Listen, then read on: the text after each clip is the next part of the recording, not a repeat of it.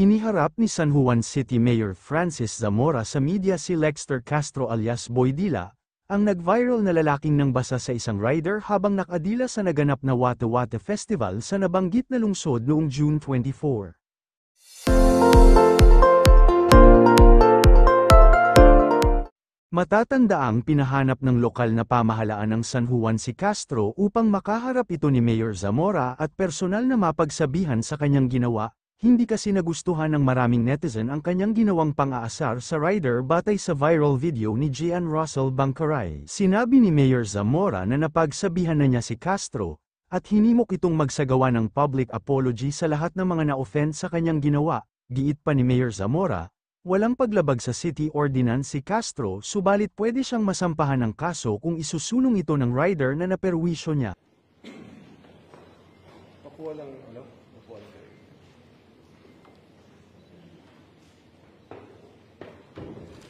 Dito ka, Lexter. Okay? Okay lang, urong ko lang ito, para ano.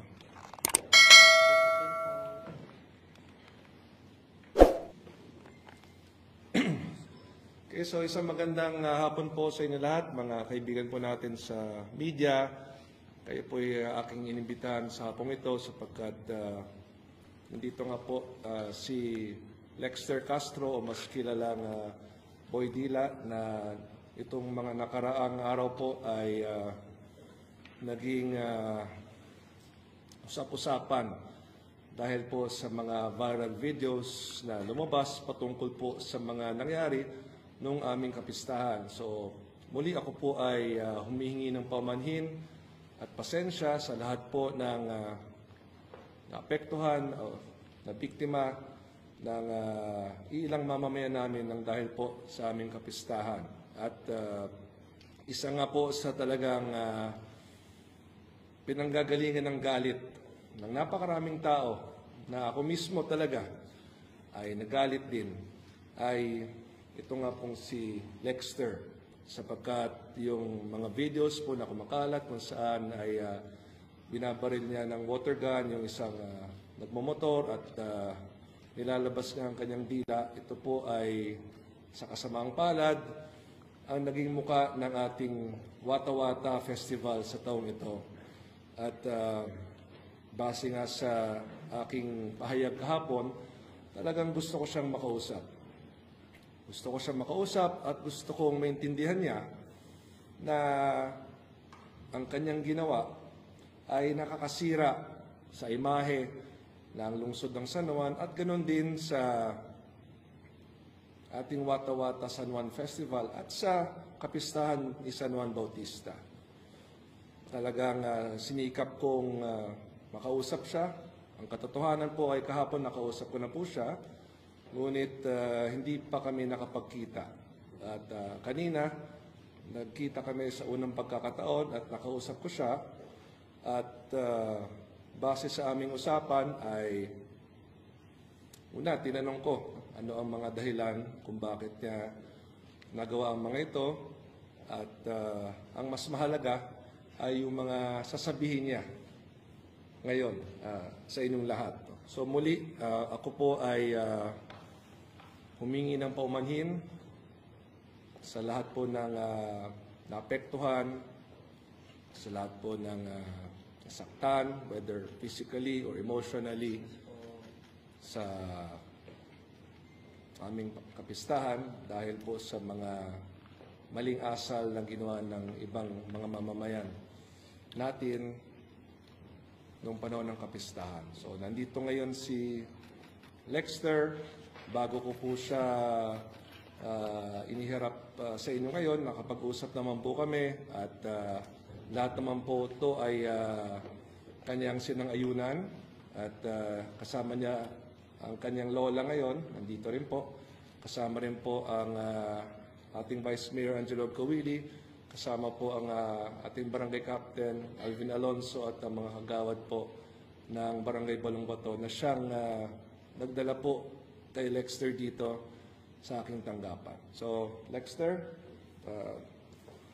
maaari ka nang magsalita. Sige, dito Lexter, urong mo dito para marinig ka nila. Una po, nagpapasensya po ako sa aming mayor na sinagawa ko po.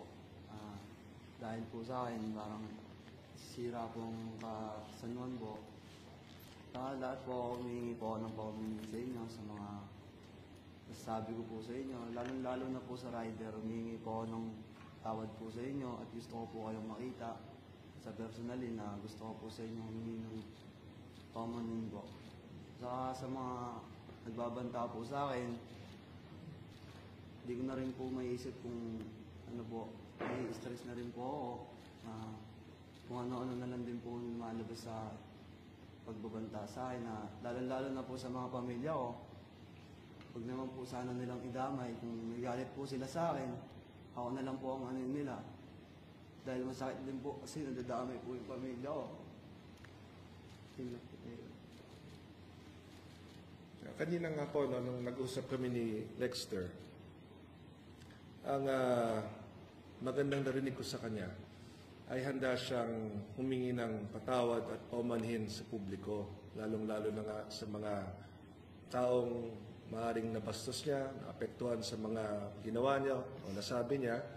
At yun naman po ay isang bagay na sinabi ko nga, mas mabuting makita ng publiko na talagang nagsisisi siya sa kanyang ginawa at ang mahalaga, hindi ito maulit muli. Tinatanggap naman niya ang kanyang mga nagawang mali, inaamin naman niya at ang mabuti rito ay matututo siya ng isang leksyon kung saan siya ay maging mapagkumbaba at tanggapin ang pagkakamali.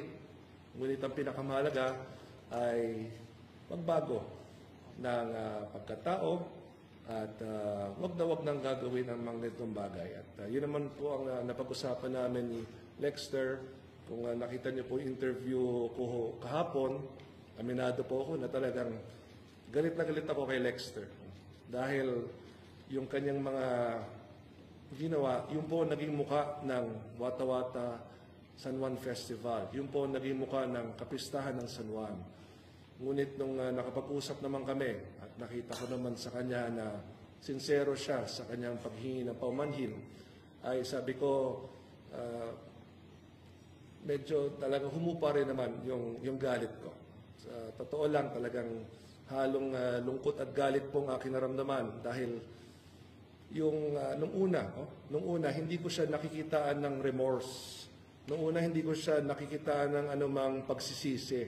Kumbaga nakikita ko parang proud pa siya, kinatutuwa niya yung ginagawa niya. Kaya nung nag-usap nga kami kanina at kahapon, ipinaintindi ko kay Lexter na ang kanyang mga ginagawa, mga sinasabi, ay nagiging dahilan kung bakit pumapangit ang pagtingin ng tao sa lungsod ng San Juan. Siya ay isang San Juanenyo, ang kanyang pamilya ay mga San Juanenyo. Sabi ko, pare-parehas tayo masisira dito dahil sa iyong ginagawa. At natauhan naman siya, naintindihan niya, at ngayon ay humaharap po sa inyo at humingi na po siya ng paumanhin. Kaya kung meron mo kayong mga gustong tanongin kay Lexter, handa naman siyang sagutin ng mga ito. Lexter, ako si Laila from News 5. Ano yung importanteng lesson na natutunan mo dito sa nangyari sa'yo?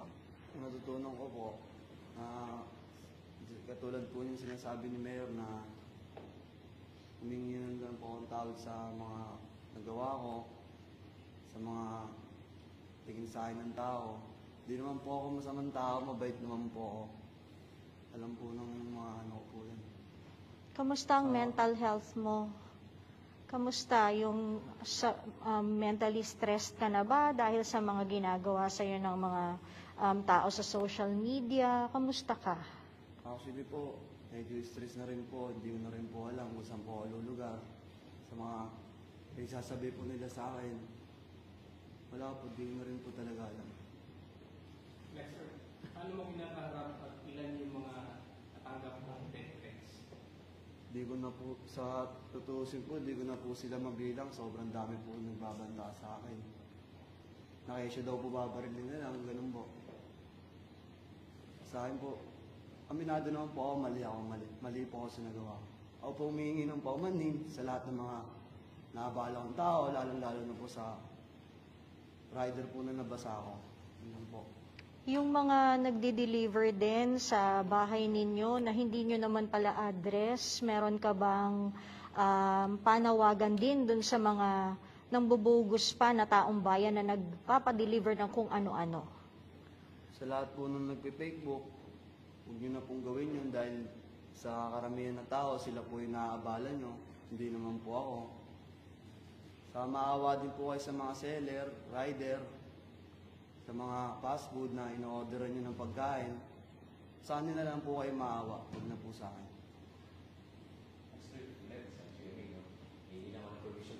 Pangalan talaga namin yung mukha mo sa national TV and sa social media.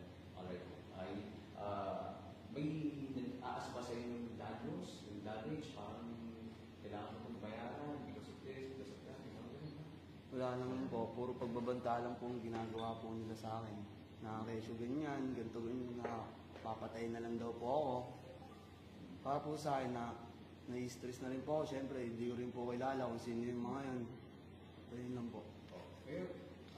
May patutupad ba siya technically ngayon? Alam niyo po, ng ating ordinansa, ang mga nakasaad na bawal doon, una-una yung sapilitang pagbubukas ng mga sasakyan para mambasa, yung pagsampa sa mga sasakyan o pagyanig nito. No? So specifically, yung kanyang ginawa na pagbabasa gamit ng water gun at yung pangdidila, no? Kung tutuusin, talagang walang violation ito. Kahit sa batas, no? Kinonsulta po namin sa ating mga abogado. Si Vice Mayor Agkawila ay isang abogado. Kinonsulta natin ang ating city legal officer, ang ating city administrator. Lahat sila abogado. Wala kasing violation ng anumang batas. Ngunit kung sakaling yung rider na binasa niya, nasira ang cellphone o di kaya ang laptop, pwede siyang kasuhan ng reckless imprudence resulting to damage to property. Pero depende ngayon yan kung yung rider na ito ay pupunta dito upang mag-file ng complaint. Yun nga po yung sinabi ni Lexter kanina. Napanood ko rin yung kanyang pinost kahapon sa social media na humingin siya ng paumanhin dun sa rider.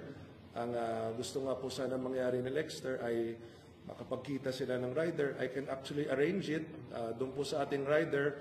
Kung kayo po nanonood at nakikinig ngayon, kung magtitiwala po kayo sa akin, pwede ko pong i-arrange na makapagkita po sila ni Lexter dito sa aking tanggapan sapagkat unang-una gustong humingi ng paumanhin ni Lexter sa kanya personally. Pangalawa, nais niyang handugan ng isang helmet at kapote. Ito yung kanyang paraan na humingi ng paumanhin dito po sa rider na kanyang binasa. Na kitang-kita naman po na talagang kanyang ginawa dito po sa mga viral videos. No? Again, it is up to the rider. Kung sakaling gusto niya mag-file ng kaso, choice po ng rider yan. Hindi lang yung rider, kung meron pang ibang mga naperwisyo si Lexter, kung ito ay mapapatunayan base sa mga CCTV o sa mga viral videos, option na po yan ng mga taong ito kung magpa-file po sila ng kaso. Ngunit kung papagbasihan po natin ang ating ordinansa, wala po siyang bina-violate na anumang provisions po ng ating city ordinance patungkol sa ating basahan. Mayor, hindi mo ba papasok sa pagbigat na panginis o investigation? Again, that will require a private complainant. Yan po ang kaibahan dito at yan gusto kong ipaliwanag sa ating mga kaibigan sa media. Ang mga pwedeng i-file na kaso directly ng city government na kahit wala ng complainant ay yung mga nakasaad lamang sa ordinansa. Ngunit pagdating sa unjust vexation or di kaya slight physical injuries or damage to property, kailangan po sa ilalim ng batas na meron pong private complainant na pupunta. At ilang araw na ho kaming nananawagan sa publiko na kung meron nga pong mga gusto mag-file ng kaso ay pumunta rito. Meron na pong ilang mga pumunta, ngunit hindi naman po si Lexter ang kanyang kinakasuhan. Ito po ay patungkol sa ibang tao naman na nanakit sa kanila. So, as far as Lexter is concerned, wala pang ni isang tao talagang pupunta rito sa City Hall para mag-file ng kaso laban sa kanya. Kahit kami bilang isang lungsod, wala rin kaming may-file na kaso laban sa kanya sapagkat wala naman talaga siyang nilabag sa ating ordinansa. Mayor, ngayon po humupa na yung inyong galit towards Lexter. Meron pa po ba siyang parusa galing sa LGU o kasi parang ang sabi nyo kahapon is bibigyan nyo siya ng leksyon na hindi niya malilimutan. Ngayon po na malamig na ang inyong ulo at humupa ng inyong galit, ano na po ang next natin na gagawin? Alam niyo po, para sa akin, ang leksyon na hindi niya makakalimutan ay yung ngayon ay natuto siyang maging mapagkumbaba. Dahil nung una, nakikita natin sa videos, yun talaga yung dahilan kung bakit ako nagagalit. Kumbaga, kumalat ang mga videos, naging napakalaking problema po sa akin bilang isang mayor at naging napakalaking kahihiyan sa akin bilang isang mayor. Ganun din para sa aming lungsod. Ang nangyari, itong kapistahan ng San Juan. At ang naging muka ng mga kaguluhang yan ay si Lexter. At hindi ko siya nakitaan ng anumang remorse o pagsisisi. Kaya doon po talaga nanggaling ang aking galit sa kanya. Ngunit nung nakausap ko siya kahapon, at lalo na ngayon ay nakausap ko na siya, at naikwento niya rin yung mga pagsubok niya sa buhay na pinagdadaanan, ay mas naintindihan ko ang kanyang pagkatao at ang pinakamahalaga ay ang leksyon na natutunan niya na maging mapagkumbaba, na aminin ang mga pagkakamali at matutong bumawi sa mabuting paraan sa mga bagay na mali na kanyang nagawa. No? So ngayon, ang pinakamalaking leksyon sa kanya ay natuto siyang maging mapagkumbaba, nawala ngayon ang kanyang yabang. Diba? Ngayon, tinatanggap niya ang kanyang pagkakamali, natuto siyang humingi ng tawad at nangako siya na hindi niya na po ito uulitin muli. No? So para sa akin, yan ay isang leksyon na hindi niya makakalimutan sapagkat ang buong Pilipinas ay mapapanood ang kanyang paghihingi ng paumanhin. At ito naman po ay nakikita ko na galing sa puso niya. Siguro, dumaan lamang yung mga ilang araw kasi na nahirapan siyang intindihin kung gaano kagrabe ba ang naging pinsala sa lungsod ng San Juan ang kanyang mga ginawa. No? Kaya pinaintindi ko talaga sa kanya kanina. Sabi ko, alam mo, Lexter, pare-pareho tayong nadadamay sa mga ginawa mo. No? At malaking bagay nga na siya nga po humingi na ng paumanhin sapagkat nakikita ko na makakatulong din po ito upang humupa din yung galit ng ibang tao. Ako nga po, yung galit ko humupa po.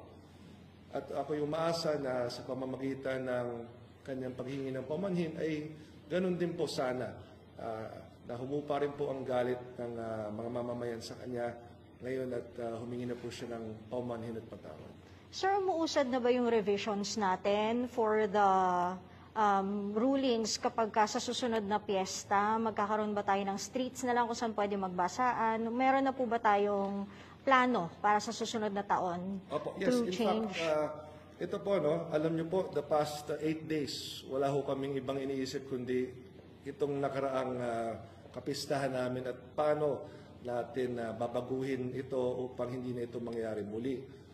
Sa aming pag-aaral, no, yung mga nakasanayang kapistahan po kasi ng San Juan na talagang dekada na mula nung ito'y ginagawa, itong klaseng selebrasyon na nakasanayan ng San Juan, talagang very open siya na pangyarihan ng ganitong mga kaguluhan. Kumbaga, takaw gulo talaga yung paraan kung paano ito ipagdiwang sapagkat nagkakaroon ng basaan all over the city.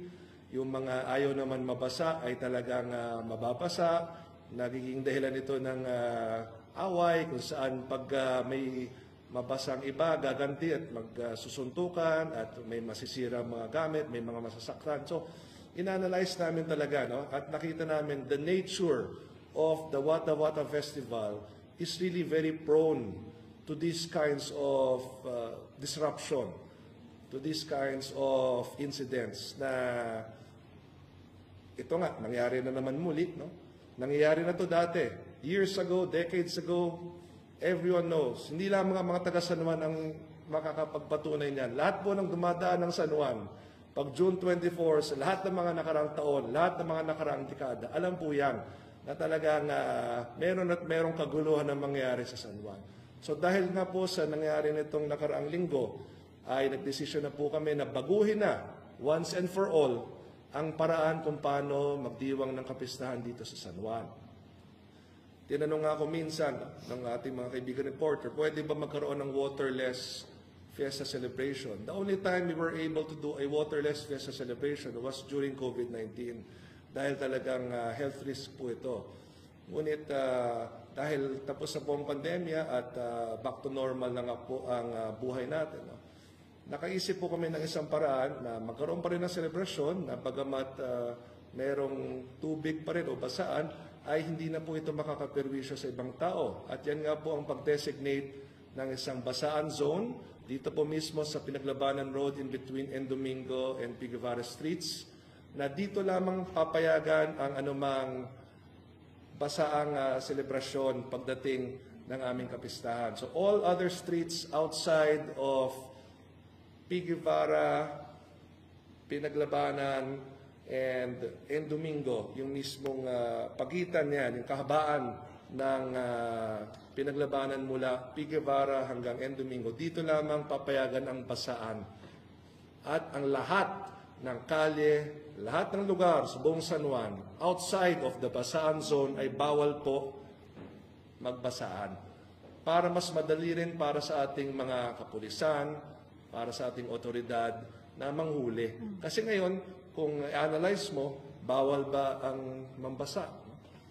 Under the ordinance, hindi siya bawal. Under the law, technically, hindi naman bawal mangbasa. Except, of course, pag may masira kang gamit, may masaktan ka, tsaka ngayon papasok yung criminal liability. Ngunit kung nambasa ka lang, diba, meron talagang gray area doon sa existing ordinance at yung existing na paraan namin ng pagdiriwang po ng kapistahan. Kaya ang minabuti namin baguhin na once and for all ito para sa mga susunod na taon, wala na pong maperwisyo. Kung gusto niyo pong makipagbasaan sa aming kapistahan sa mga susunod na taon, pupunta po kayo dito sa aming basaan zone.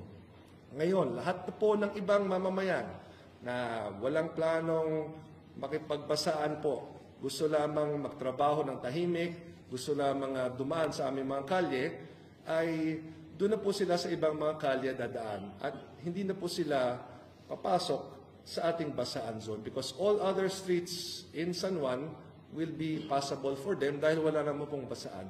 Isa pa ho sa aking gagawin din na talagang base sa aming pag-aaral ay makakatulong po, ay magre-request po tayo sa Malacanang na ideklara na holiday po ang June 24. Sapagkat hindi po sakop ng kapangyarihan ng isang lungsod ang magdeklara ng holiday. Only Congress can declare a holiday, of course, through a law approved by the President, or Malacanang itself can declare a holiday. So, kapag ma-declare nating holiday ang June 24, sa pamamagitan ng ating Pangulong Marcos o ng Malacanang, ay ibig sabihin walang pasok sa mga paaralan, ganun din sa mga opisina. So, yung mga nagtatrabaho dito, hindi na kailangang isipin ako, pupunta ako ng San Juan, mababasa ako. No? Talagang pinag-aralan ho namin ang lahat ng mga nakagawian kasi itong mga nakarang taon, nakarang dekada. At minabuti namin himayin isa-isa saan ba nagka-problema, bakit humantong sa ganito. At yun nga po, ang pinakamahalaga ay babaguhin na po natin ito simula ngayon pa lamang, no? Babalangkas na po ang ating Sangguniang Panlungsod sa pamumuno ni Vice Mayor Angelo Cowil ng bagong ordinansa patungkol sa pamamaraan ng pagdiriwang ng aming kapistahan. Para po nga po, hindi na po ito mangyayari muli. Thank you, Mayor. Yes, please.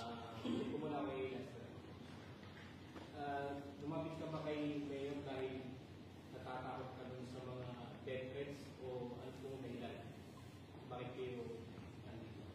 Dahil po sa mga pagbubanta rin po sa akin na hindi ko na rin talaga nakakala. Kaya naipagtulungan na lang din po ako kay Mayor. Para rin po sa mga masasabi nila sa San Juan, yun po. Mayor, maaaring si Lexter po ay biktima rin nung naging sistema before. Meron po bang dinaan sa psychosocial dahil doon sa kanyang stress at saka mga biglaan? Mukhang hindi po normal yung kanyang mga pagdaan before kaya humantong sa mga ganito pagdaan. Actually, kanina ko lang nakilala si Lexter. No? In fact, nakausap ko siya kahapon at nakausap ko rin kanina. At base dun sa maiksing panahon na nakapag-usap kami, no, may mga nakwento siya mga pagsubok sa buhay na para sa akin, no, well, these are personal circumstances, personal problems na pinagdadaanan niya. Ayoko namang pag-usapan sa publiko. Ngunit kung meron siyang mga bagay na pinoproblema, gaya ng mga nabanggit niya sa akin, ay maaari naman pong tumulong ang lungsod sa kanya. Again, these are personal to him. Ayoko naman pong magsalita tungkol doon sapagkat yan po ay mga personal circumstances niya. Ngunit handa naman po ang lungsod na tulungan si Lexter sa anumang paraan kung sa tingin niya ay gusto niyang ilapit sa amin. No? We cannot also force him naman. No? Kumbaga, depende na po yan sa kanya kung ilalapit niya sa amin yung mga bagay na naging dahilan kung bakit nga po medyo may konting mga problema siya sa buhay. Could be, sorry to disappoint, it could be blessed in this case po kaya sa pamagitan ni Lexter ay magbabago po yung kondisyon at magiging contained at magiging mas peaceful. Alam niyo, para sa akin, this is a very good opportunity na once and for all mabago na po ang pamamaraan kung paano ipagdiwang ang Piyesta ng San Juan. Kasi sa totoo lang po, at alam naman po ito ng mga San Juanino, hinahanap po talaga ang basaan. Every year, excited po ang mga mamamayan na magkaroon ng basaan. Last year, hindi po kami nagkaroon ng basaan dahil sa dalawang dahilan. Namatay po ang aming dating Vice Mayor at nung panahon yun ay kasagsagan po ng El Nino. 2022, nagkaroon po tayo ng basaan, ngunit yung COVID nung panahon yun ay nandun pa, ngunit allowed na yung mga ganong activities, so hindi ganong karami yung sumali sa aming kapistahan dahil nga po nandun pa rin yung banta ng COVID. 2021 and 2020, kasagsagan naman ng COVID, so walang selebrasyon. So makikita mo, sabik na sabik yung San Juan na magkaroon ng nakagawiang basaan. Dahil mahabang panahon, ilang taon hindi nagkaroon nito. Ngunit yun nga ho, no, para sa akin, mabuti na rin nga po na nang dahil sa mga nangyaring ito, meron na tayong talagang dahilan na baguhin ang nakagawiang tradisyon. Pag sabihin ko nakagawian, decades na yan, dekada na yan. Yung mga dating mayor ng San Juan, alam nila yan. Lahat ng lumaki ng San Juan, gaya ko, buong buhay ko, dito ako lumaki, dito ako pinanganak, dito ako namumuhay, alam namin yan na ganito ang paraan kung paano ipagdiwang ang kapistahan. Lahat ng dumadaan sa San Juan tuwing June 24, itong mga nakaraang taon at dekada, alam niyo yan, na pagdaan niyo ng San Juan, ganito yan. Ngunit yun nga po ang nakagawian, yun yung expectation, yun yung hinahanap-hanap. At ngayon, maintindihan ng tao kung bakit hindi na ito pwede gawin sa kabuuan ng aming lungsod. Maintindihan ngayon ng tao bakit dapat dito lamang sa Pinaglabanan Road in between N. Domingo and P. Guevara ito gagawin. So, if there's anything good that will come out of this, it's that we will now be able to change the way San Juan celebrates its fiesta. Nandun pa rin yung basaan component sapagkat ito naman po ay simbolismo ng pagbibinyag po ni Jesucristo ni San Juan Bautista na we really cannot take that away from our celebration. Kaya nga ho, basaan eh. Kaya nga po, ang patron namin is sa San Juan Bautista. Dahil nga po, St. John the Baptist baptized Jesus Christ using water. Yun po ang essence ng basaan. So, yan pong sagot sa inyong katanungan at umaasa ako at alam ko na sa mga susunod na taon dahil hindi na nga po to citywide ay hindi na po mangyari ang ganitong mga kaguluhan at alam kong maintindihan ng San Juan kung bakit kailangan baguhin. Dahil hindi naman po rin talaga nagustuhan ng San Juan ang mga kaguluhang nangyari. Wala naman pong may gusto na mangyari ang lahat ng ito. Hindi naman po yan gusto ni Mayor Francis Zamora. Hindi naman po yan gusto ng aming lungsod. Ngunit nangyari siya. Hindi namin dinideny na nangyari, but we are doing something about it.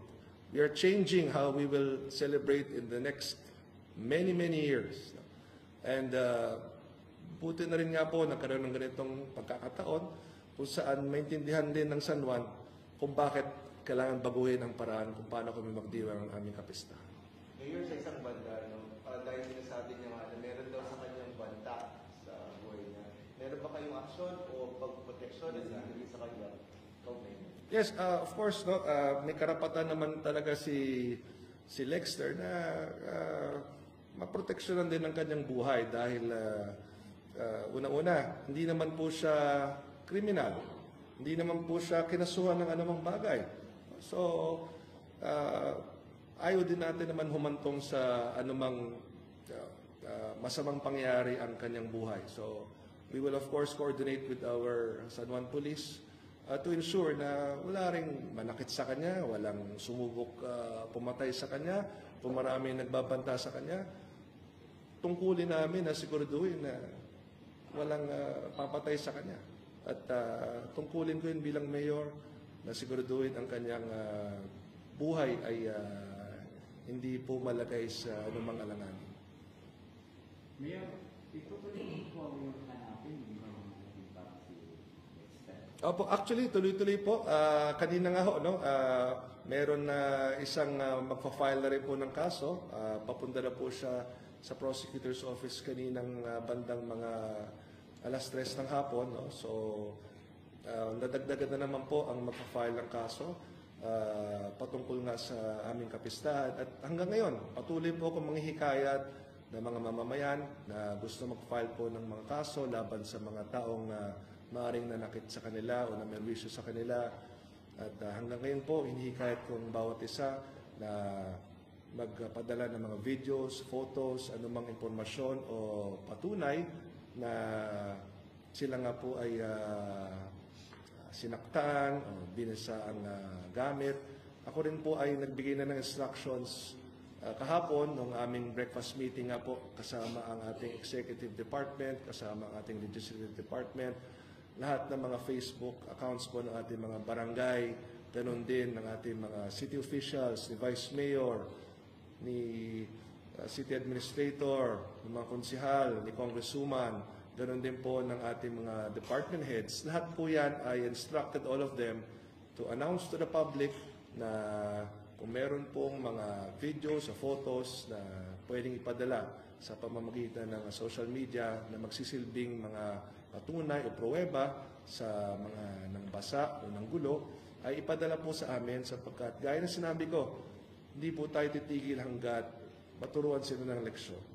Si Lexter, matuto ng leksyon ngayon, bagamat hindi naman sa pamamagitan ng isang kaso, ngunit sa pamamagitan ng pagiging mapagkumbaba.